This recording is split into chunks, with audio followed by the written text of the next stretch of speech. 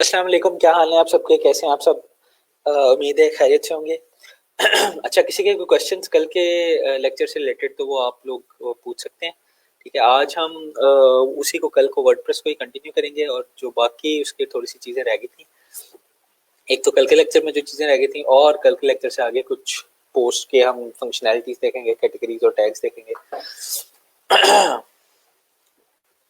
अच्छा, उसके साथ-साथ आप लोगों ने अगर कोई प्रोजेक्ट्स वगैरह किए हैं, तो उसकी जो स्क्रीनशॉट्स हैं आप वो भेज दें। एक चैनल में बना देता हूँ स्लैक के ऊपर, वहाँ से आप उसको भेज सकते हैं। ठीक है, मैं स्लैक भी खोल लूँ साथ में और हम लेक्चर भी खोल लें जो हमने भेज दिए। ठीक है, और मैं स्क्रीन में शेयर करता हूँ तब तक।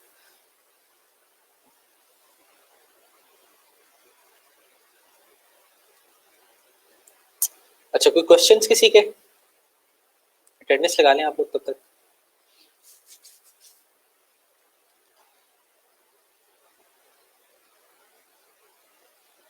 अच्छा, ये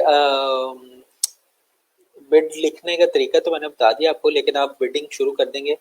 जितनी जल्दी शुरू करेंगे बिडिंग, उतने ज़्यादा आपके पास चांसेस होंगे प्रोजेक्ट को सिक्योर करने के। ठीक है, और प्लस फाइबर के गिग्स आप अपने वेल मेंटेन रखें। ठीक है, उसमें चेंजेस करके देखें इंप्रेशन वगैरह पे क्या इफेक्ट आ रहा है। फिर हम उसको आगे जाके भी देख लेंगे कि अगर कोई मसला वगैरह हो तो उसको हल कर सकते हैं। ठीक है, इसको मैं बंद कर देता हूँ, फिर बंद कर देते हैं।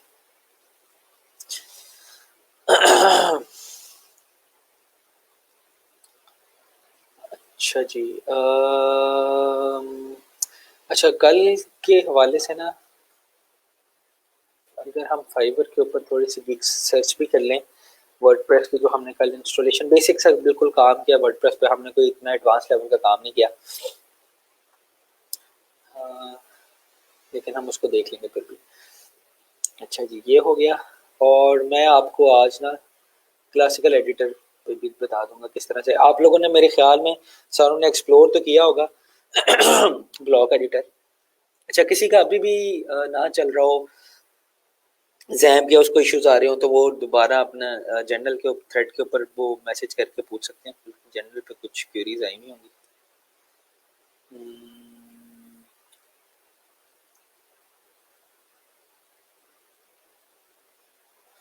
The barcode will scan. यार, ये बारकोड जनरेटर आपके पास होते हैं मेरे ख्याल में। क्या आपने प्रोग्रामेटिकली करना है इसको? ये ना, इसका मेरे पास, मैंने ये काम थोड़ा अरसा पहले किया था। मैं इसको ये बता दूंगा आपको, मैं इसका सोल्यूशन। ठीक है, इसको मैं रिमाइंड पे लगा देता हूँ। चले देख लेंगे इसको। अच्छा, कोई क्वेश्चन वगैरह किसी के? किसी क्वेश्चन नहीं है तो आगे चलते हैं।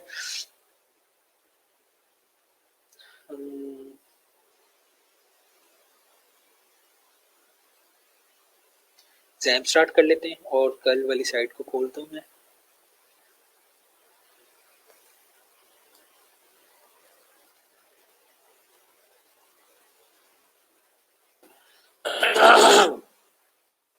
अगर वर्डप्रेस की सर्विसेज देखें यहाँ पे, अभी तो बहुत सिंपल काम देखा है हमने।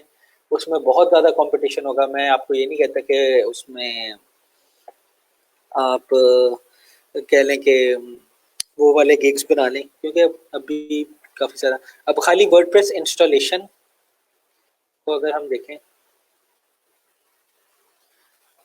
WordPress installation and demo upload, ठीक है, तो यहाँ पे भी कह लें 4,500 सर्विसेज हैं।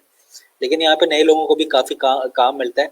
और देखें, हमने वर्डप्रेस इंस्टॉल किया, डेमो सेटअप किया, मैंने क्लास में भी किया, तो ये कह रहे हैं 15 मिनट से ज़्यादा का काम नहीं है।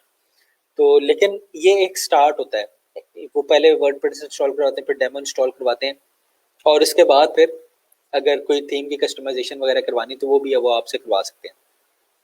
लेकिन आप इसका गिग बना सकते हैं। अभी अगर आपके पास और कोई गिग नहीं है तो आप ये वाला गिग बना के इस पे कर सकते हैं। लेकिन यहाँ पे ना आपको कंपटीशन ज़्यादा मिलेगा, क्योंकि ये बहुत सिंपल सा काम है। अच्छा, अगर हम देखें वर्डप्रेस कंटेंट के ऊपर कुछ सर्च करें,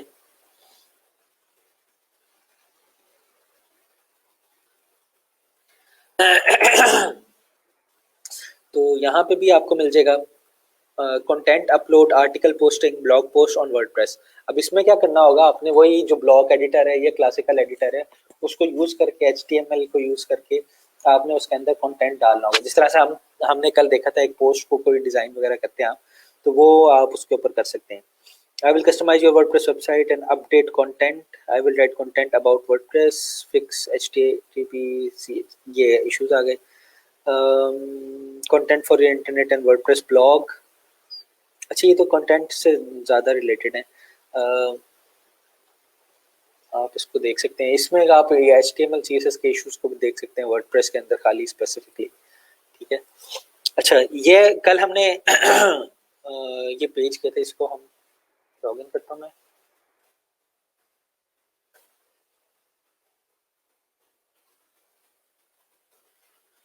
तो मैं आपको ना क्लासिकल एडिटर भी दिखा देता हूँ। हम जाके प्लगइन से इंस्टॉल करते हैं।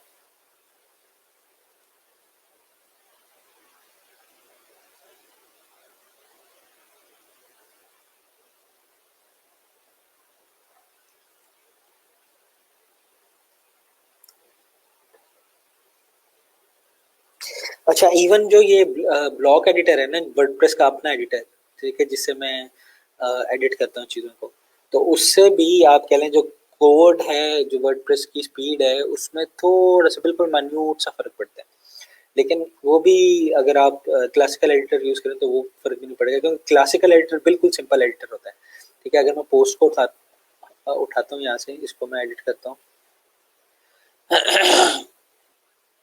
तो यहाँ पे देखें, ये बिल्कुल सिंपल सा आपके पास ये विजुअली नजर आ रहा है, और ये यहाँ पे अगर टेक्स्ट में खोलूंगा तो ये टेक्स्ट नजर आ रहा है। ठीक है। तो अगर मैं फॉर एग्जांपल एक मैं नई पोस्ट बनाना चाहता हूँ, ऐड न्यू पोस्ट करता हूँ मैं।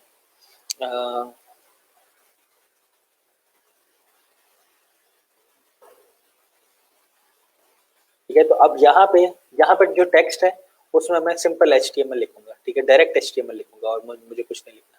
जो विजुअल है उसमें मैं यहाँ पे कुछ लिख सकता हूँ, उसकी HTML यहाँ पे जनरेट हो जाएगी। ठीक है।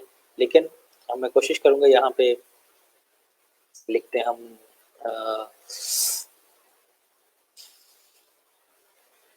This is the classical editor for WordPress.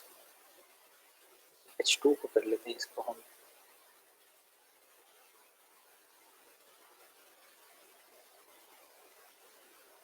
ठीक है। तो यहाँ पे आप सारी HTML लिख सकते हैं, और अगर फॉर एग्जाम्पल कोई आपने इमेज वगैरह डालना है, आप यहाँ से इमेज जिस तरह से यही वाली इमेज डालनी है, तो मैं इसको क्लिक करूंगा। अब ये इमेज क्या होती है, ये इमेज का यहाँ पे ना URL डलता है, तो मैं इंसर्ट इनटू पोस्ट करूंगा, तो यहाँ पे देखें इमेज सोर्स, और उसके साथ ये सारी सारी चीज़ें आ गई हैं। यहाँ से आप विड्थ और हाइट को सेट कर सकते हैं। आपने HTML पढ़ी हुई है तो ये वाली चीज़ें आपके लिए मेरे ख्याल में इतना मसला नहीं करेंगी। ठीक है। अगर मैं इसको पब्लिश करूँ या प्रीव्यू करूँ, इसको प्रीव्यू कर लेते हैं, तो ये this is the classic editor, ये उसमें लिखा हुआ है, और ये जो विड्थ और हाइट मैंने दी हुई थी ये वहाँ पे आपको नज़र आ रही है। ठीक है। इसको मैं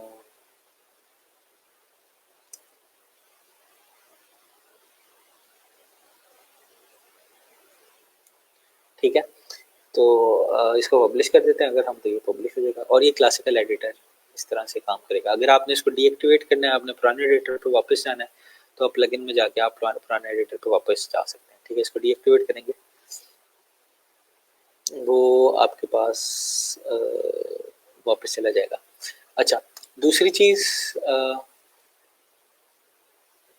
जो हमने कल देखी थी वो थी पोस्ट देख लिए थे, पेजेस पेजेस हमने देखे थे। हमने मेरे ख्याल में एक पेज बनाया था कॉन्टेक्ट अस का। ठीक है। अब ये कॉन्टेक्ट अस का पेज जो है, अब पेजेस और पोस्ट में हमने फ़र्क देखा था। वो पेज जो होता है वो, उसमें जो चीज़ है वो स्टैटिक रहती है। अब जिस तरह से ये मैंने आई फ्रेम डाला हुआ यहाँ पे, ये स्टैटिक रहेगा यहाँ पे। ठीक है। और अगर कह लें कि जो पोस्ट है वो मल्टीपल टाइम्स आती है एक पेज के अंदर। ठीक है। अगर इसको प्रीव्यू करें हम,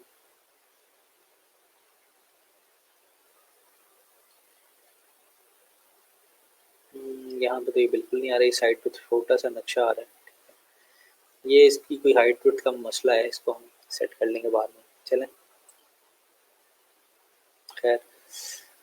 अच्छा, आप आगे चलते हैं। हम क्रिएटिंग पोस्ट एंड पेजेस हो गया था हमारे पास। कस्टम पोस्ट टाइप जो है इसको हम बाद में देख लेंगे, ये एडवांस लेक्चर है, ठीक है। ये 3B इसलिए इसको रखा हुआ है। अब आए थे हम मीडिया मैनेजमेंट के ऊपर। अच्छा, ये वाली चीज़ें समझना ज़रूरी है कि कौन सी चीज़ कहाँ पे पड़ी हुई होती है ताकि हम उसको इस्तेमाल कर सकें। अच्छा, अब मैंने बात की थी आपसे, अगर आपको याद होगा, कि वर्डप्रेस एक कंटेंट मैनेजमेंट सिस्टम है। इसका क्या मतलब है कि कंटेंट को हम मैनेज करते हैं, लेकिन ये जो सारा कंटेंट है ये कहाँ पे पड़ा हुआ है, ठीक है। ये जो आप कह लें कि ये मेरे पास, अगर हम इसके पेज पे जाएं,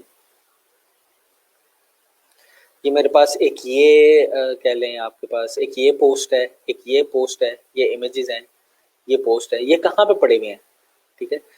तो ये पड़े हुए सारे डेटाबेस में। ये आ कहाँ से रहे हैं? ये डेटाबेस से आ रहे हैं, जो हमने डेटाबेस बनाई थी ना, local host slash php my admin, ठीक है। यहाँ पे मैं आपको दिखा भी देता हूँ ये कहाँ पे पड़े हुए हैं। यहाँ पे ये ER डेमो 2 ये वाली डेटाबेस है हमारी, ठीक है। इसमें WP पोस्ट के अंदर पड़े हुए होंगे। यहाँ पे अगर आप देख सकें, ये हेलो वर्ल्ड, ये पहली पोस्ट है, ठीक है। ये sample page PSD to HTML, ठीक है। ये एक पोस्ट है हमारी, ये न्यू पोस्ट, ये पोस्ट थी हमारी एक, ठीक है। तो ये आप देखें कि यहाँ से कॉन्टेक्ट अस का पेज हमने बनाया था, क्लासिकल एडिटर की एक हमने पोस्ट की थी, ठीक है। तो ये यहाँ पे सारी की सारी चीज़ें पड़ी हैं। पोस्ट कंटेंट आप देखेंगे, ये सारे के सारा कंटेंट जो है ये वहाँ पे पड़ा हुआ होगा। इसको अगर हम थोड़ा सा बड़ा करें, ठीक है। हमने अभी लेटेस्ट कौन सी की है पोस्ट? सैम्पल पेज की नहीं, हमने लेटेस्ट की थी क्लासिकल एडिटर, ठीक है। अब यहाँ पे देखें, अगर आपको पढ़ा जा रहा हो तो ये लिखा हुआ है this is the classical editor for WordPress. जो हमने पोस्ट के लिए टेक्स्ट सेव किया था वो सारे के सारे यहाँ पे। अच्छा, इसके नीचे भी मैंने एक इमेज डाली थी, वो इमेज भी आपको यहाँ पे पड़ी हुई मिलेगी, ठीक है। लेकिन यहाँ पे देखें, यहाँ पे वो इमेज नहीं है, इमेज का पाथ है खाली, ठीक है। इमेज को वो डेटाबेस में सेव नहीं करता है, इमेज को वो फाइल्स के तौर पर सेव करता है, ठीक है। तो इसलिए डेटाबेस में हमारे पास क्या सेव हो रहा है? डेटाबेस में हमारे पास सारे का सारा जो कंटेंट है ना हमारी वेबसाइट का, वो डेटाबेस के अंदर सेव होता है। जो फाइल्स हैं उसमें हमारी बेसिकली थीम पड़ी हुई होती है। अगर मैं फाइल भी खोल लूँ तो यहाँ पे ना बेसिकली हमारी जो इम्पोर्टेंट चीज़ है, हमारा जो इम्पोर्टेंट काम है वो WP कंटेंट के फोल्डर में होता है। उसमें हमारे पास थीम्स के फोल्डर में ये थीम पड़ी हुई है बेसिकली हमारी, यहाँ पे जो मेन काम की चीज़ है, ठीक है। और वैसे देखेंगे आप तो अपलोड्स में 2020 में 12 में यहाँ पे ये मीडिया पे पड़ा हुआ है, इमेजेस यहाँ पे पड़ी हुई है। और इमेजेस का जो एड्रेस है, इमेज कौन सी इमेज कहाँ पे पड़ी हुई है, वो पोस्ट के अंदर पड़ा होता है। जिस तरह से इसको मैं अगर जूम करूँ तो शायद आप देखने के ज़्यादा काबिल हूँ। ये क्लासिकल एडिटर है, इसको मैं ये देखें, ये नीचे अगर सोर्स देखें इमेज का आप, तो ये local host ER demo 2 WP content uploads 2020 12 PST to HTML, ये यहाँ पे पड़ी हुई है। तो अब अगर हम जाएं अपने डैशबोर्ड के ऊपर, यहाँ पे पोस्ट और पेजेस तो हमने देख लिया। अब ये मीडिया क्या चीज है, ठीक है।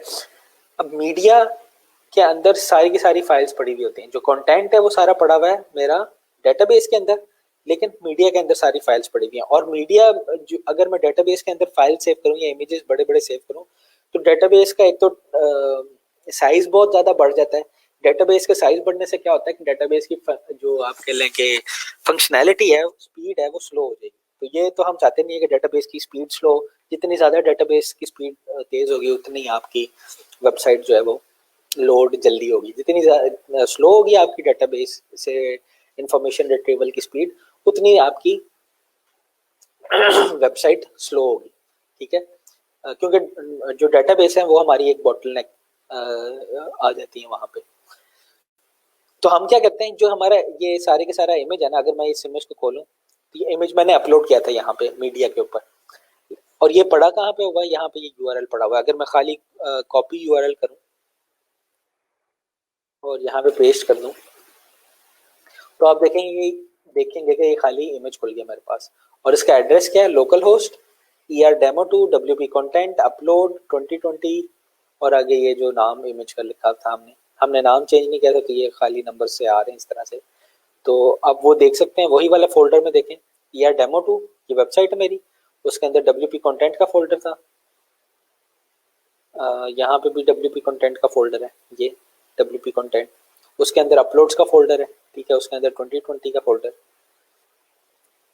WP कंटेंट का फोल्डर, उसके अंदर अपलोड्स का फोल्डर, उसके अंदर 2020। अच्छा, ये 2020 क्यों आ रहा है यहाँ पे, क्योंकि हमने 2020 में अपलोड किया है। और ये 12 क्यों आ रहा है, क्योंकि हमने दिसंबर में अपलोड किया। तो ये इसका इनहेरेंट सा स्ट्रक्चर बना हुआ है।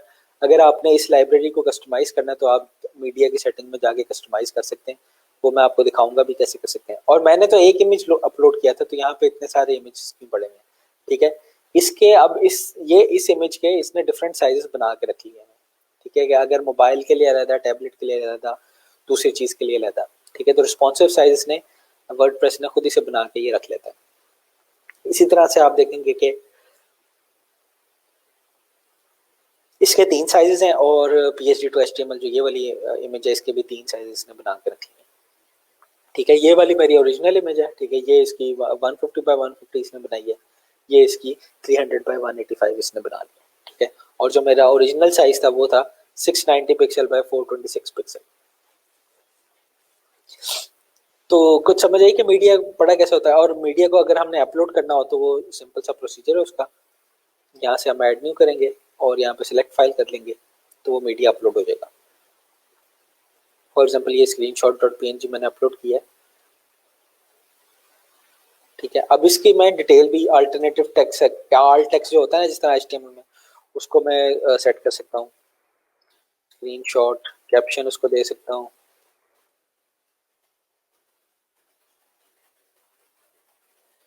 डिस्क्रिप्शन दे सकता हूँ, ठीक है।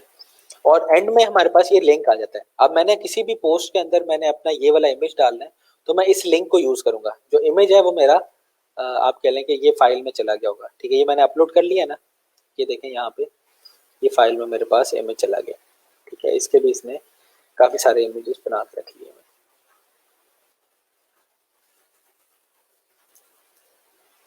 ठीक है। अच्छा, एक और चीज, हाँ, अच्छा, इसमें कोई क्वेश्चन, इसमें आप वीडियो भी अपलोड कर सकते हैं, इसमें फाइल्स भी अपलोड कर सकते हैं, इसमें आप कोई और चीज अपलोड करनी तो वो भी अपलोड करके यहाँ पे रख सकते हैं अपना। असल में ये मीडिया लाइब्रेरी में हर तरह का मीडिया आ जाता है आपके पास। अच्छा, इससे रेलेवेंट कोई क्वेश्चन? सर कल का रिवाइज कर दें? चलिए मैं कर देता हूँ अभी रिवाइज। स्टूडेंट क्लास प्लीज, चले बहुत इन्ना लिल्लाहि व इन्ना इलैहि राजिऊन। अल्लाह आपको सब्र अता करे। आप लेक्चर की रिविजन्स ले लीजिएगा बाद में किसी टाइम, नहीं तो मेरे से ना आप बाद में कांटेक्ट कर लें स्लैक के ऊपर, मैं आपको बता दूंगा क्या मिस किया आपने। जब वेबसाइट को लॉन्च करेंगे तो इमेज का लोकल होस्ट का एड्रेस चेंज हो जाएगा। हाँ जी, ये एड्रेस जो है ना ये चेंज हो जाएगा, लेकिन अगर आप माइग्रेट करते हैं ना वेबसाइट पे, मैं आपको ना माइग्रेट करके भी दिखाऊंगा किसी दिन वेबसाइट। तो माइग्रेशन जब करते हैं ना वेबसाइट, तो उनको उसको आपको ना थोड़ी सी चीज़ें चेंज करनी पड़ती हैं, ठीक है। जिस तरह से ये WP ऑप्शंस के अंदर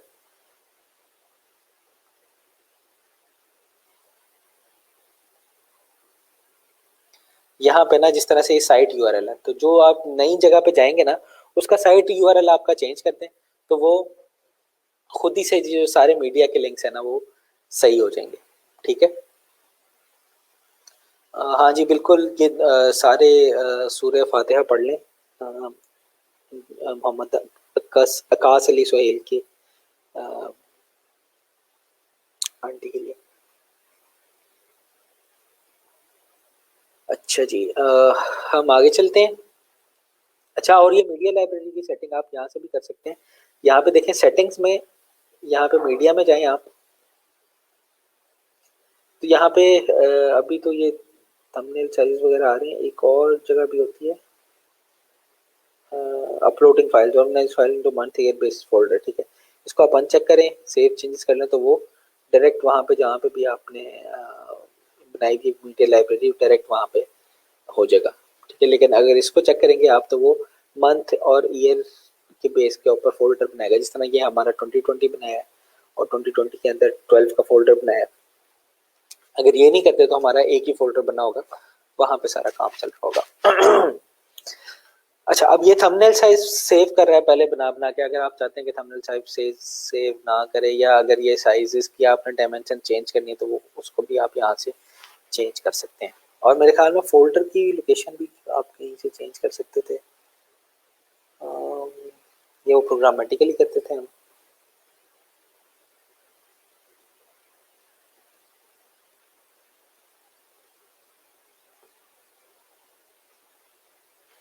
चलिए उसको बाद में देख लेते हैं, ठीक है। तो ये मीडिया का काम इसमें खाली ये होता है कि जो जितना भी एक तो कंटेंट होगा ना, रिटर्न कंटेंट आपका पोस्ट पेजेस में आप डायरेक्ट लिखेंगे, लेकिन जो उसके लिए इमेजेस और वीडियो सेव करनी है वो आप मीडिया कंटेंट में, मीडिया लाइब्रेरी में सेव करेंगे, ठीक है। इसमें देख लेते हैं हमने कुछ मिस किया हो लेक्चर से तो उसको भी शामिल कर लेते हैं।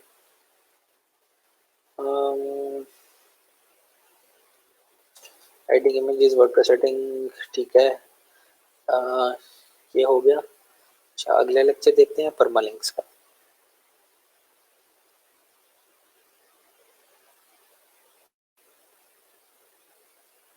अच्छा, अब वर्डप्रेस में परमालिंक्स क्या होते हैं, जिसको हम परमालिंक्स असल में आप कह लें कि परमानेंट लिंक से या इससे बने हुए परमालिंक्स, ठीक है। तो अब ये परमालिंक्स को हम देखते हैं, ये परमालिंक्स क्या चीज है और इसकी सेटिंग, इसका फायदा क्या है परमालिंक्स का, स्पेशली वर्डप्रेस के अंदर, और इसको हम अपने बेनिफिट के लिए कैसे यूज कर सकते हैं। The URL of the content you publish on your WordPress website are known as permalinks, ठीक है। जो भी आप कंटेंट पब्लिश करते हैं अपनी वर्डप्रेस की वेबसाइट पे, जिस तरह हमने कल पोस्ट पब्लिश की, उसका परमालिंक हमारी वर्डप्रेस का वेबसाइट का एड्रेस स्लैश जो भी टाइटल था वो हो गया। जो कॉन्टेक्ट अस का पेज बनाया था हमने, तो वर्डप्रेस की वेबसाइट का लिंक स्लैश कॉन्टेक्ट अस, ठीक है। तो वो हमारे परमालिंक्स हो जाते हैं। जो भी ऐसा कंटेंट पब्लिश करें हम वर्डप्रेस के ऊपर, उसका जो यूआरएल होगा उसको हम परमालिंक कहते हैं। Permalink are what people enter into their browser address bar to view one of your pages. They are also what search engine and other website use to link your website. Due to this, they are very important, ठीक है। एक तो इस वजह से ये important है कि आपकी वेबसाइट के पेजेस को इस लिंक से एंटर एक्सेस किया जा सकता है। तो जितना सिंपल और इजी टू रिमेंबर और जितना रेलिवेंट लिंक होगा ये, उतना अच्छा होगा, ठीक है। अगर फॉर एग्जांपल पेज नंबर 5 इस तरह के लिंक रखे हुए हों, तो उससे तो ना ये यूजर याद कर सकता है, ना सर्च इंजन को पता होगा कि इसके अंदर आपने क्या बात की हुई है।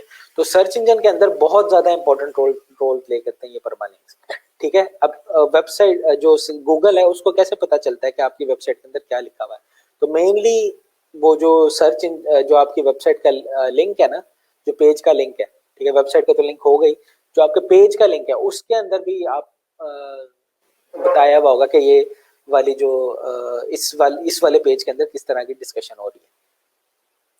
You can change the structure of your permalink at any time. However, doing this can change the URL of your pages. अच्छा, अब वर्डप्रेस हमें क्या फंक्शनैलिटी देता है कि हम इन परमालिंक्स को कस्टमाइज कर सकते हैं। जो भी मैं लिंक बनाता हूँ ना, नया कंटेंट पेज बनाता हूँ या पोस्ट करता हूँ, तो मैं उसका लिंक खुद से सेट कर सकता हूँ, ठीक है। और मैं एक पॉलिसी बना सकता हूँ कि जब भी मैं कोई नई पोस्ट करूँ तो उसका जो पोस्ट का यूआरएल है, उसके टाइटल, पोस्ट के यूआरएल में पोस्ट का टाइटल आए, ठीक है। तो ये मैं एक पॉलिसी बना सकता हूँ, या मैं ये पॉलिसी भी बना सकता हूँ कि उसका टाइटल आ रहा है तो उसका ईयर और मंथ भी है जब वो पब्लिश हुआ है, ताकि जो सर्च इंजन है उसको पता चले कि ये कितनी लेटेस्ट पोस्ट है। जितनी लेटेस्ट पोस्ट होगी उतनी ज्यादा उसको कह लें आप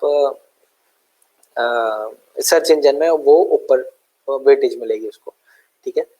You can change the structure of your permalink at any time. However, doing this changes the URL of your pages. This causes your search engine traffic and referral traffic to drop considerably, as visitors are presented with 404 page error instead of page they wanted to view.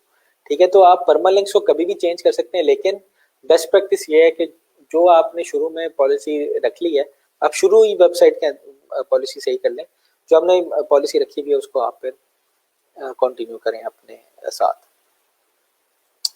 301 redirects can stop the impact of the change in the permalink structure. However, it is still better to configure your website with the permalink structure you want from the beginning. तो कोशिश यही करें हम हमेशा के जो आपकी permalink है वो शुरू से ही आप वही रखें।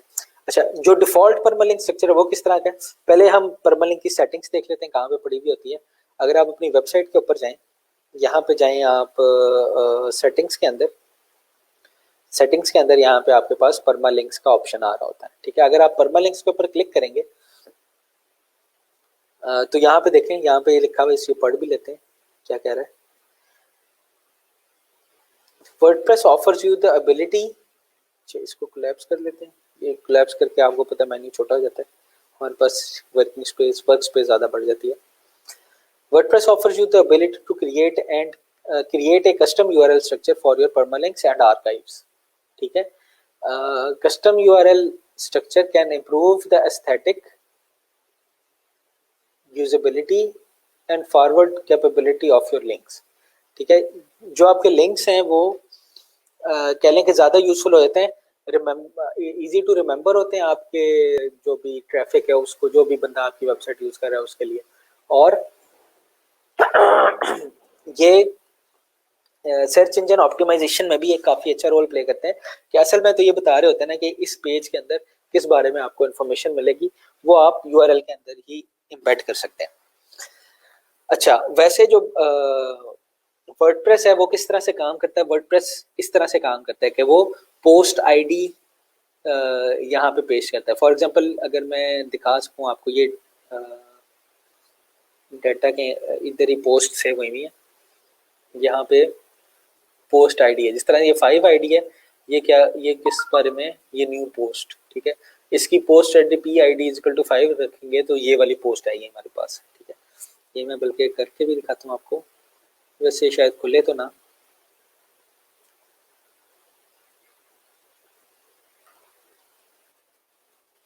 पी आईडी इक्वल टू 5 का क्या था, पी इक्वल टू 5,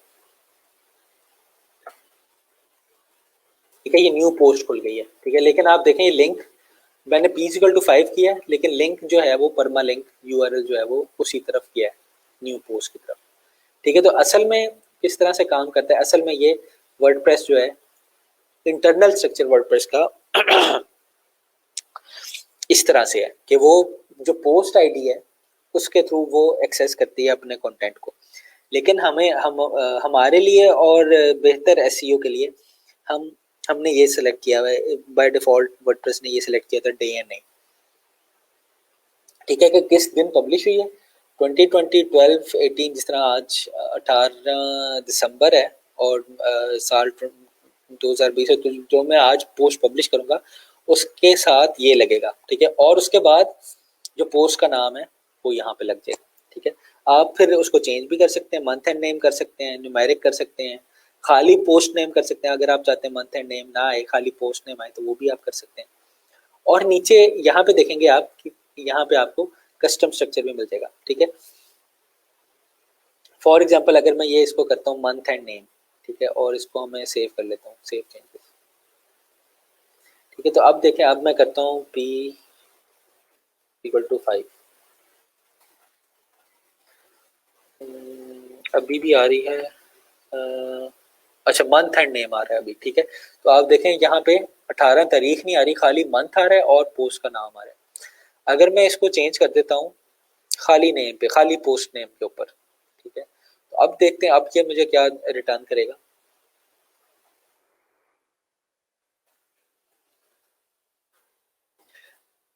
ये सेव नहीं किया मैंने, सॉरी, इसको सेव कर लेते हैं।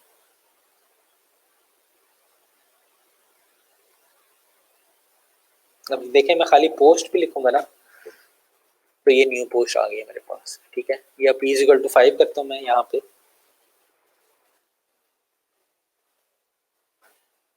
ये देखें पहले month, date, sorry year, month और डेट और नेम, ये सारी चीज़ें आ रही थी, फिर मंथ और नेम आ रहा था, और अब मैंने सेटिंग खाली नेम पे कर दी है तो खाली नेम नज़र आ रहा है मुझे, ठीक है। लेकिन बेस्ट प्रैक्टिस ये है कि आप डेट और डे और नेम करें, क्योंकि जो सर्च इंजन है उसको भी पता चलेगा कि कितना लेटेस्ट कंटेंट है आपका। तो अगर आप अपनी न्यूज़ और ब्लॉग में भी कंटेंट बनाते हैं तो उसमें नेम आ जाता है। लेकिन अगर आपका जो कंटेंट है वो ब्लॉग वाला नहीं है, स्टैटिक पेजेस हैं आपके, स्टैटिक पोस्ट है आपके, तो आप उसको सिंपल पोस्ट नेम से भी बुला सकते हैं।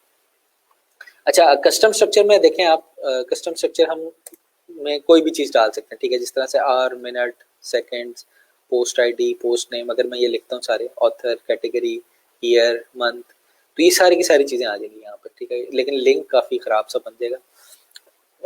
ये वैसे इसलिए कि आप अपनी मर्जी की चीज़ें लिंक के अंदर डाल सकें। अब मैं इसी को खोलता हूँ।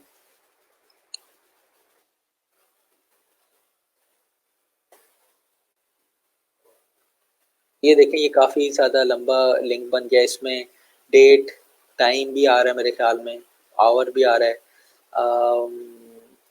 इसमें नेम आ गया, ये आ गया कि किसने पब्लिश किया, ऑथर, किस किस बंदे ने ये पोस्ट लिखी थी, एडमिन ने लिखी थी, ठीक है। एक ही अभी यूज़र है एडमिन। फिर ये किस कैटेगरी का है, ये अनकैटेगराइज्ड है। फिर 2020 और 12, 2020 ईयर आ गया और 12 वो मंथ आ गया, ठीक है। तो ये आप देख सकते हैं इसको, जो भी आपको डिफरेंट क्लाइंट्स की डिफरेंट प्रायोरिटीज़ होती हैं, ठीक है, डिफरेंट रिक्वायरमेंट्स होती हैं, उसके हिसाब से आप परमालिंक को चेंज कर सकते हैं, ठीक है। तो ये है हमारा परमालिंक। अच्छा, इसमें बेस्ट प्रैक्टिस क्या है, pick one and stick with it, ठीक है। इसको मैं आपको थोड़ा सा बता देता हूँ कि क्या लिखा हुआ है। Once you have decided an optimal permalink structure, do your site a favor and stick with it for your life of your site. People use this link to link directly to your site and up and changing them down the line isn't a good idea. कि आप उसको change करते रहेंगे तो for example अगर किसी ने आपका फॉरवर्ड लिंक दिया हुआ है, मतलब आपकी वेबसाइट का लिंक किसी जगह पोस्ट किया हुआ है जिसकी वजह से आपकी एसईओ बढ़ती है, तो वो अगर आप लिंक चेंज कर देंगे तो वो पेज, वो लिंक, आप जो पुराना लिंक था वो आपके पेज से लिंक नहीं होगा, उससे आपको नुकसान होगा एसईओ को। While modern version of WordPress are typically smart enough to get modified URLs redirect to the right place, it doesn't look nice in people's browser and it isn't doing any favors for your search engine optimization efforts, ठीक है। ये हो गया। अब हम आते हैं, अच्छा यहाँ पे इसमें परमालिंक्स में कोई क्वेश्चन किसी के,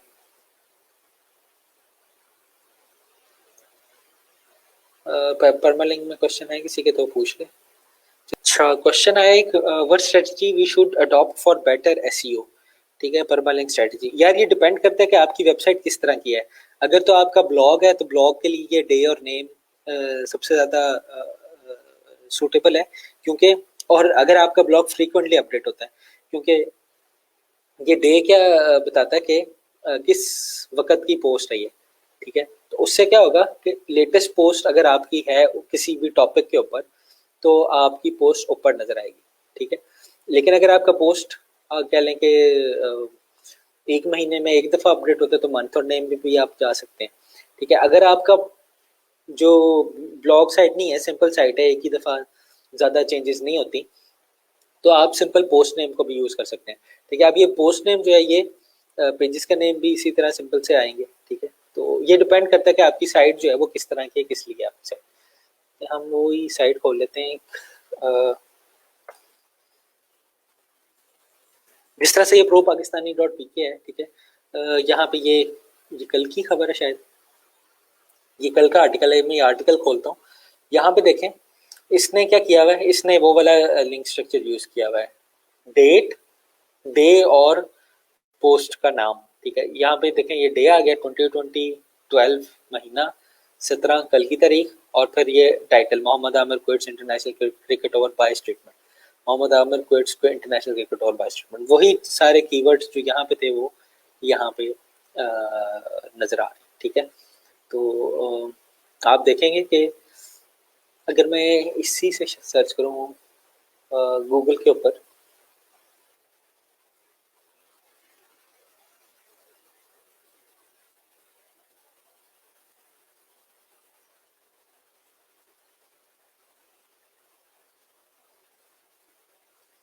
ठीक है। अब ये असल में क्रिकेटिंग वेबसाइट नहीं है, लेकिन फिर भी हम देखते हैं अगर ये यहाँ पे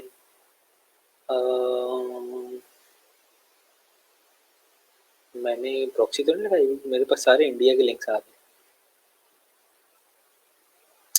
असल में उधर उनकी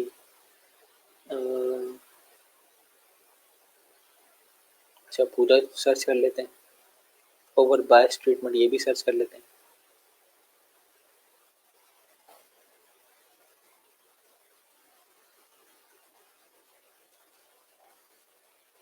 ठीक है, तो ये देखें, ये बायस ट्रीटमेंट मैंने लिखा है, ये पूरे वही वाला लिंक मेरे पास सबसे टॉप पे आ रहा है। ठीक है, ये प्रो पाकिस्तानी डॉट पी के, और ये मैं लिंक क्लिक करता हूँ तो वही वाला लिंक मेरे पास यहाँ पे आ जाता है।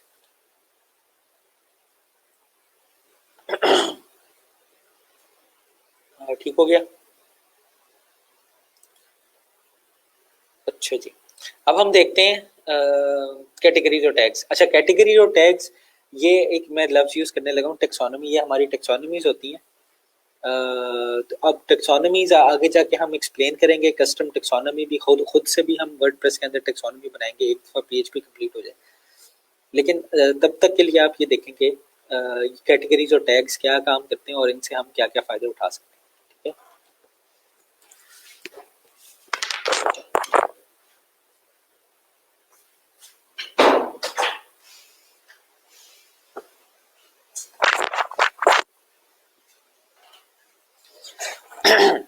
अच्छा, by default WordPress provide a couple of ways to organise your content. ठीक है, बाय डिफॉल्ट वर्डप्रेस की जो आपकी कंटेंट को ऑर्गेनाइजेशन की थोड़े से तरीके, उनमें कैटेगरीज और टैग शामिल है। I think of categories and analogous to table of content in books and tags as index.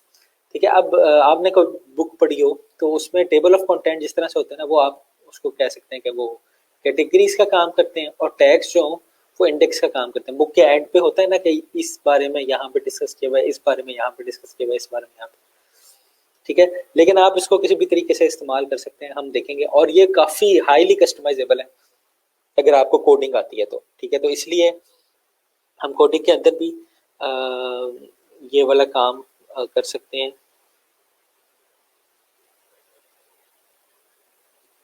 अच्छा, तो सबसे पहले हम कैटेगरीज को देख लेते हैं। Categories are design to organise your post and make it easier for visitor to search through your site contents. To create a category, go to post in the sidebar. अच्छा, ये हम देख लेते हैं अभी कैटेगरी किस तरह से बनानी है। लेकिन इससे पहले ना यहाँ पे देख लें, ये हमारे पास एक कह लें कि current affair slash blog slash कह लें कि फुल तकरीबन ब्लॉग वेबसाइट ही है। और यहाँ पे देखेंगे अगर हम, तो यहाँ पे काफ़ी सारे कैटेगरीज बनाई गई है। ठीक है, अब ये जो कह लें ब्लॉग है, ये काफ़ी सारे टॉपिक्स के ऊपर डिस्कस करता है। ठीक है, ये एक टॉपिक के ऊपर डिस्कस नहीं करता। अब देख, जिस तरह से टेक एंड टेलीकॉम पे डिस्कस करता है, बिजनेस पे, ऑटो पे, पर्सपेक्टिव पे, अदर्स में स्पोर्ट्स, एविएशन, सोशल, कैरियर, इस तरह की चीज़ें आ जाएंगी। ठीक है, तो फॉर एग्जांपल अगर मैं बिजनेस पे क्लिक करता हूँ, ठीक है, यहाँ पे देखें लिंक में क्या आ गया, propakistani.com slash category slash business. ठीक है, तो ये बिजनेस से रिलेटेड सारे के सारे पोस्ट आ जाएंगे मेरे पास। तो मैं यहाँ पे लिंक में ऑटो लिखता हूँ अगर,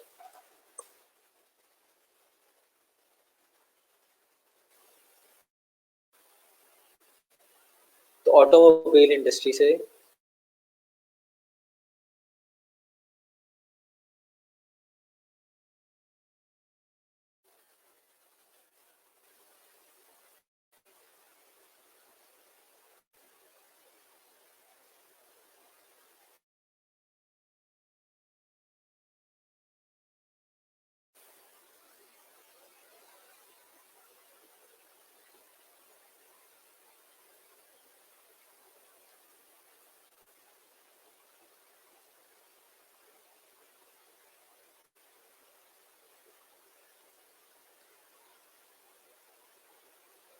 ये लिंक लोड नहीं हो रहा। चले हम दोबारा से, कुछ साइट हो गया शायद। अच्छा, जिस तरह से अब मैं इसको क्लिक करता हूँ तो ये ऑटोमोबाइल इंडस्ट्री पे आ गई। ठीक है, अब मैं अदर्स में चला जाता हूँ, एजुकेशन पे चला जाता हूँ। ठीक है, तो एजुकेशन वाली कैटेगरी आ जाएगी, उसमें एजुकेशन से रिलेटेड कह लें कि आपके सारे टॉपिक्स आ जाएंगे। ठीक है, यहाँ पे आ जाएं तो और काफ़ी सारी चीज़ें आ जाएंगी आपके पास।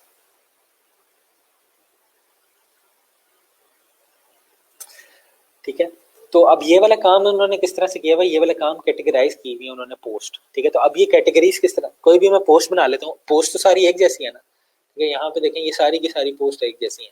ये वाली पोस्ट किसी और में, जिस तरह से ये अदर्स में आई हुई है, ये वाली पोस्ट टेक एंड टेलीकॉम में आई हुई है, ठीक है, ये से रिलेटेड है, ये वाली बिजनेस से रिलेटेड है, ठीक है, ये भी अदर्स में आई हुई है।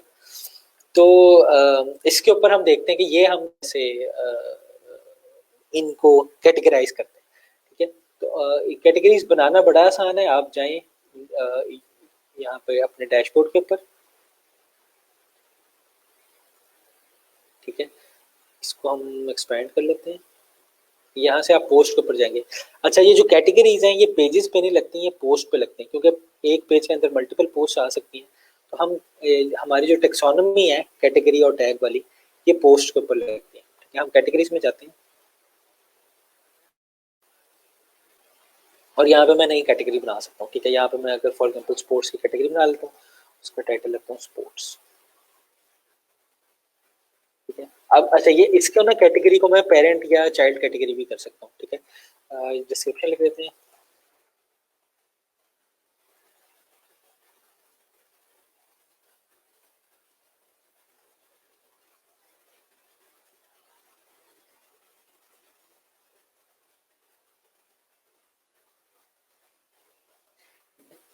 मैं एडमिन कैटेगरी कर लेता हूँ, ठीक है। अब ये जो स्पोर्ट्स की कैटेगरी बना ली है, अब यहाँ पे देखें एक अनकैटेगराइज्ड है, ठीक है, वो एक कैटेगरी पहले से बनी हुई जिसको हम अनकैटेगराइज करते हैं। उसमें 3 पोस्ट आ रही हैं, ठीक है, 3 पोस्ट है मेरी टोटल, ऑल पोस्ट में यहाँ पे देखता हूँ। तो 3 पोस्ट है मेरी टोटल, लेकिन यहाँ पे तीनों की तीनों अनकैटेगराइज्ड है, ठीक है। तो मैं एक नई पोस्ट ऐड करता हूँ, ठीक है। यहाँ पे हम वही लिखते हैं, पाक वर्सेस न्यूजीलैंड है आज, ठीक है, पाक वर्सेस न्यूजीलैंड ले लेते हैं, ठीक है।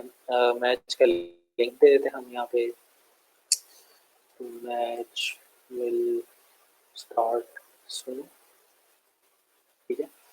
और ये मैं पब्लिश करता हूँ। अच्छा, पब्लिश करने से पहले मैं क्या करता हूँ, पोस्ट के ऊपर जाता हूँ और यहाँ पे कैटेगरीज में स्पोर्ट्स को क्लिक कर देता हूँ और इसको अब मैं पब्लिश कर देता हूँ। तो यहाँ पे देखें आप, ये मेरे पास एक पोस्ट आ गई, पाक versus New Zealand the match will start सून, ठीक है, ये पोस्ट आ गई। अच्छा, यहाँ से मैं, ये आर्काइव पेज होगा मेरा, कैटेगरी,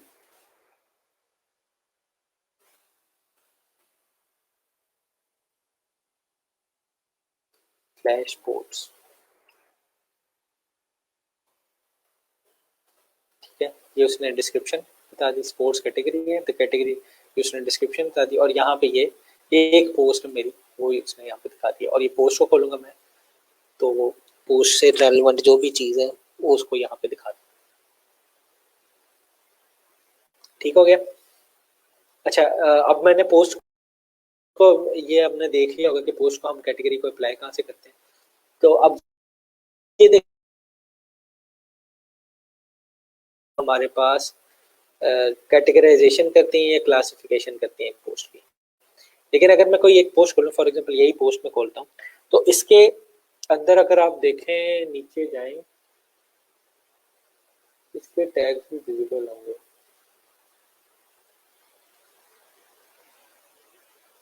यहाँ पे नहीं है टैग्स विजिबल, कुछ वेबसाइट टैग विजिबल करवाती हैं, कुछ नहीं करवाती हैं। यहाँ पे नहीं है टैग्स, इसमें यहाँ पे देख लेते हैं, शायद इसमें कोई आर्टिकल हो जिसमें टैग्स हो।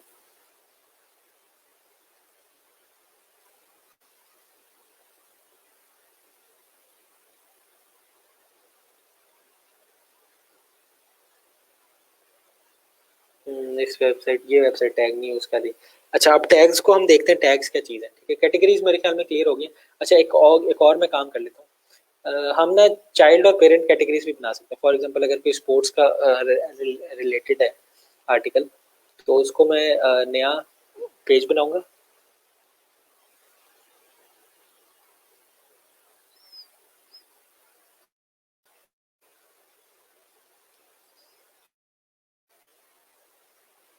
नई कैटेगरी बना लेते हैं हम। इसको हम कहते हैं कि क्रिकेट से रिलेटेड है, लेकिन क्रिकेट कहाँ पे आता है, क्रिकेट का स्लग रख लेते हैं। अच्छा, ये अब ये स्लग क्या होता है, स्लग मैंने हमने शायद पहले भी डिस्कस किया था, ये यूआरएल फ्रेंडली नेम होता है।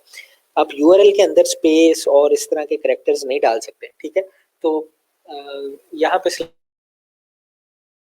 लिख देता हूँ तो अच्छा, अब इसकी मैं पेरेंट कैटेगरी स्पोर्ट्स सेलेक्ट कर सकता हूँ, ठीक है। अब इसमें क्या होगा कि ये सब कैटेगरी हो जाएगी,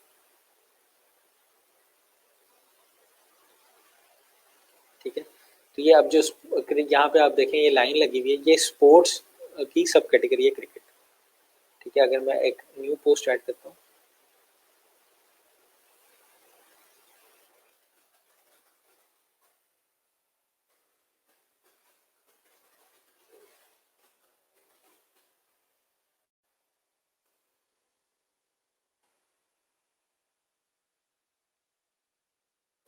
ठीक है, तो उसको मैं पोस्ट से जाके यहाँ पे सिलेक्ट कर सकता हूँ क्रिकेट कैटेगरी, उसको पब्लिश करूंगा।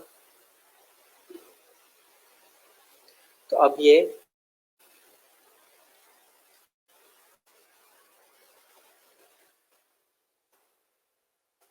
क्रिकेट के अंदर आ जाएगी, ठीक है।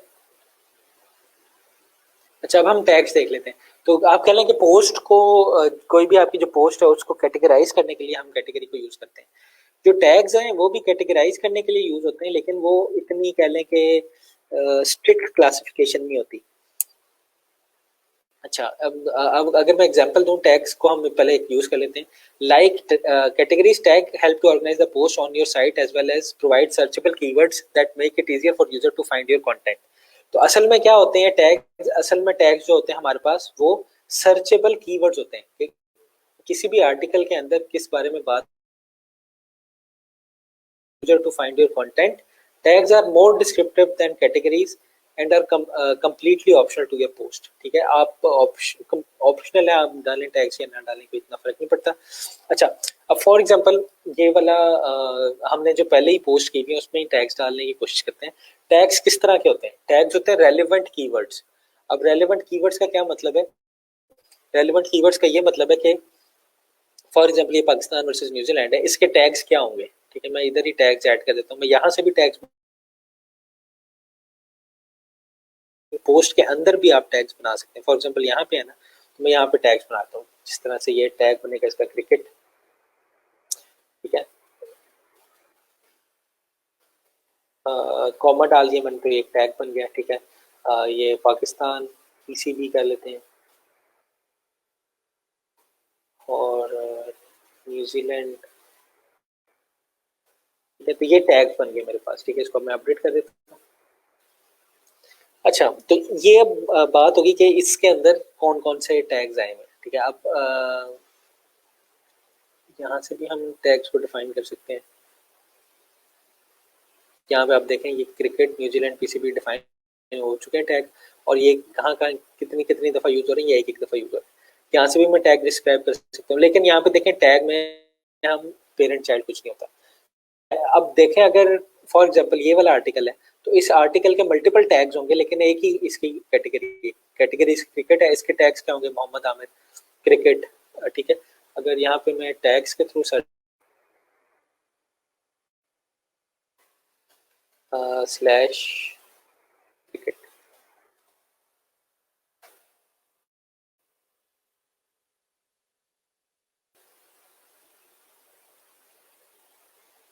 ठीक है। तो ये देखें क्रिकेट से रेलेवेंट ये काफी सारे आर्टिकल्स आ रहे हैं यहाँ पे,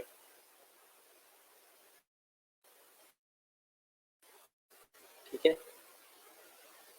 टैग्स,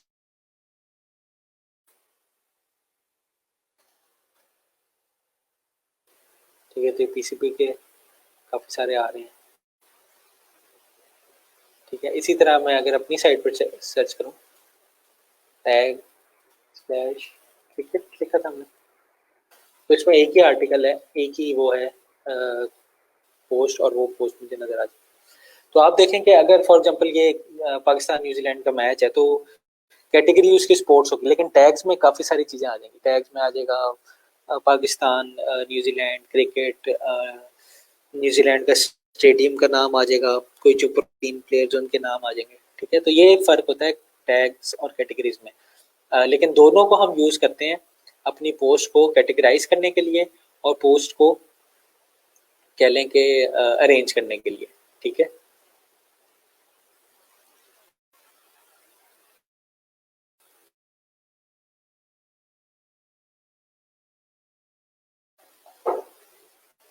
इनका जो फंक्शनैलिटी काफ़ी सेम है, लेकिन थोड़ी सी जाके आप कह लें कि टैग्स जो हैं वो थोड़े से रिलैक्स्ड होते हैं, और जो कैटेगरी होती है वो थोड़ी सी स्ट्रिक्ट क्लासिफिकेशन होती है। Categories at tags are treated slightly different in admin panel. Tags you type in one by one, whereas category you pick from the list in the checkboxes. Don't be fooled out on purely functional basis. Categories and tags have no significant difference. ठीक है, तो tags और categories functionally एक ही तरीके से काम करते हैं, लेकिन विजुअली जरा थोड़े से फर्क होते हैं। अच्छा, अब इसमें क्या है, थोड़ा सा एक फर्क है कि ये हायरार्किकल है कैटेगरी जो है, लेकिन जो टैग्स हैं वो हमारे पास जो है वो सिंपल है, फ्लैट है, कोई हायरार्की नहीं है उसके अंदर। ठीक है, लेकिन हम उसको यूज दोनों को डिफरेंट तरीके से इसलिए कर रहे हैं। यहाँ पे देखें, जो ये वेबसाइट है ये वाली, ये कैटेगरीज को तो ये यहाँ पे लेके आ रही है, लेकिन टैग्स को ये यहाँ पे नहीं लेके आ रही। ठीक है, तो अगर मैं यहाँ पे सर्च करूँ टैग बिजनेस, तो बिजनेस के कीवर्ड से रेलेवेंट वो चीजें आ जाएंगी। अगर मैं यहाँ पे कैटेगरी बिजनेस लिखूं, तो वो भी वो उसी तरह से जो बिजनेस से रेलेवेंट बिजनेस की कैटेगरी मैंने सेलेक्ट की होगी, उसी तरह से वो आर्टिकल लेके आ रहे होंगे। तो फंक्शनली दोनों एक तरह काम कर रहे हैं, लेकिन उसको मैं कैटेगरी को मैं इधर ऊपर लेके आ जाता हूँ। उसको कह लें कि हम हार्ड एंड फास्ट क्लासिफिकेशन के लिए यूज करते हैं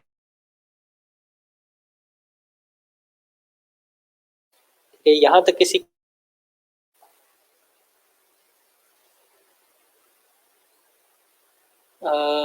yes sir, Indian websites have better SEO.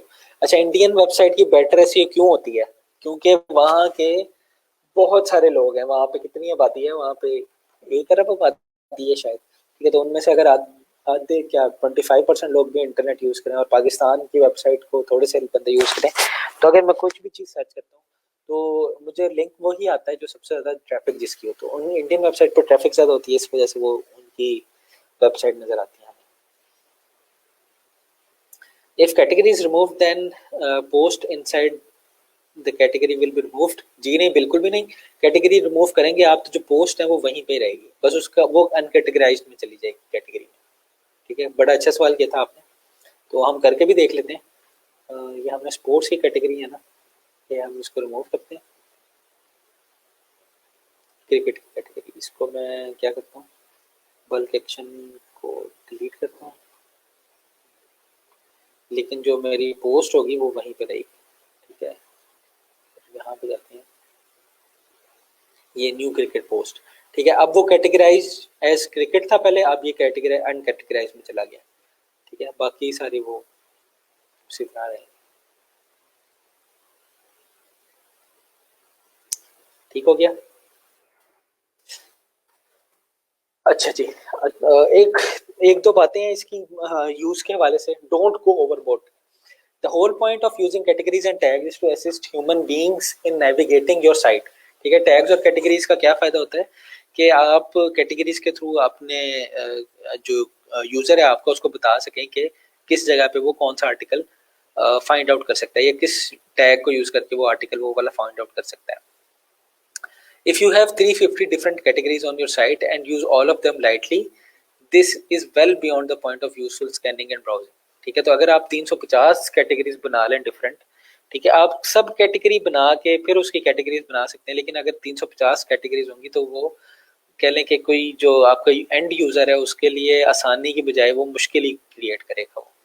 Our advice is to keep the number of your categories around 15 or less, and that of your tags at around 100 और less. ठीक है, तो 15 categories आप बना सकते हैं और 100 कैटेगरीज आप बना लें तो ये एक सही अमाउंट कंसिडर होगी। इससे ज़्यादा करेंगे तो वो कह लें कि जो जो मकसद था वो फौत हो जाएगा, कि नेविगेशन का इजी नेविगेशन मकसद होता है ना उनका, तो वो फौत हो जाएगा। Keep in mind that you do not need to categorise or tag your post at all। it is very common practice and can be very useful, but it is not required। तो ये necessary काम नहीं है, लेकिन ये बहुत ज़्यादा फ़ायदे देती है, ख़ास तौर पे एसईओ के अंदर आपको कैटेगरीज और टैग्स लगाएं। तो ज़रूरी नहीं है, लेकिन ये करें तो ये अच्छा काम होता है और इससे आपकी पोस्ट वगैरह अरेंज रहती हैं। आपने कोई एक एक्शन लेना हो, कस्टमाइज करना हो चीज़ों को, तो आप उसको कस्टमाइज भी कर सकते हैं।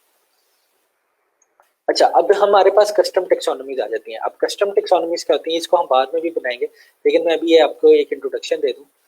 यहाँ पे हमारे पास कस्टम टेक्सोनोमी नहीं है, जिस तरह फाइवर है। अच्छा, फाइवर में अगर मैं कहता हूँ कि ये वाली चीज एक पोस्ट है, तो अब यह एक पोस्ट के अंदर खाली पोस्ट और इमेज और कंटेंट आ रहा है ना, लेकिन यहाँ पे देखें, यहाँ पे आपके पास ये स्टार भी आ रहा है, यहाँ पे रेटिंग भी आ रहा है, यहाँ पे प्राइस भी आ रही है। ये तो खैर ये पोस्ट तो नहीं है, ये तो किसी और चीज में बनी हुई है, लेकिन फॉर एग्जाम्पल इसको मैंने एक पोस्ट से इम्प्लीमेंट करना हो, तो इसमें मैं कस्टम टेक्सोनोमीज भी ऐड कर सकता हूँ, जिस तरह से ये रेटिंग हो गई, ये जॉनरा हो गया, बाकी सारी चीजें हो गई। तो ये वाला काम, इन चीज़ों को हम कस्टम टेक्सोनोमीज करते हैं। जो टेक्सोनोमीज का मेन काम होता है वो होता है कि आपके वेबसाइट को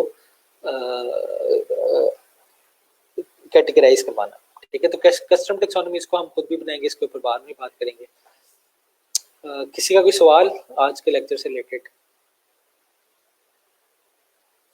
चले हम मिलते हैं फिर मंडे को इंशाल्लाह। कोई सवाल है तो आप स्लैक के जनरल थ्रेड पे पूछ लीजिएगा, मैं अभी देख लेता हूँ जनरल थ्रेड पे। अच्छा, इस वाले सवाल का मैं देखता हूँ, आपको सोल्यूशन देखता हूँ। ओके जी, अल्लाह हाफिज़, ख्याल रखिएगा, मंडे को मिलते हैं।